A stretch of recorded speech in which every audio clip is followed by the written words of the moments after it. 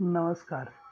सुखाच्या पावसात भिजताना माणसानं आपले पाय नेहमी जमिनीवरच ठेवावे, नाहीतर तो पाय घसरून दुःखाच्या खाईत कोसळण्याची शक्यता अधिक असते.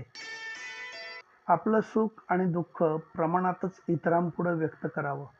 त्याचा अतिरेक झाला की लोक सुखाची कुचेष्टा करतात आणि दुःखावर मीठ चोळतात. जीवनात यशस्वी होण्यासाठी निंदक आणि स्पर्धक या दोन व्यक्तींचा सहभाग फार मोठा असतो. या दोन व्यक्तींमुळे माणसाच्या मनामध्ये यशाची जिद्द निर्माण होत असते. कोणी आपल्याला फसवलं या दुःखापेक्षा आपण कोणाला फसवलं नाही या सुखाचा आनंद काही वेगळाच असतो. समोरचा माणूस हा आपली किंमत त्याच्या गरजेनुसार ठरवत असतो. ती आपली खरी किंमत असतेच असे नाही. अशा किती लोकांच्या गरजेला आपण उपयोगी ठरलो यावरून आपली खरी किंमत आणि मूल्यमापन होत असतं.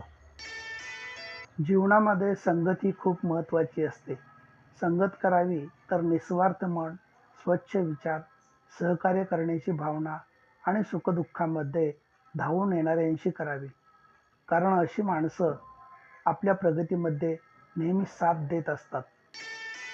खुद की समझदारी भी अहमियत रखती है, वरना अर्जुन और दुर्योधन के गुरु एक ही थे. धन्यवाद.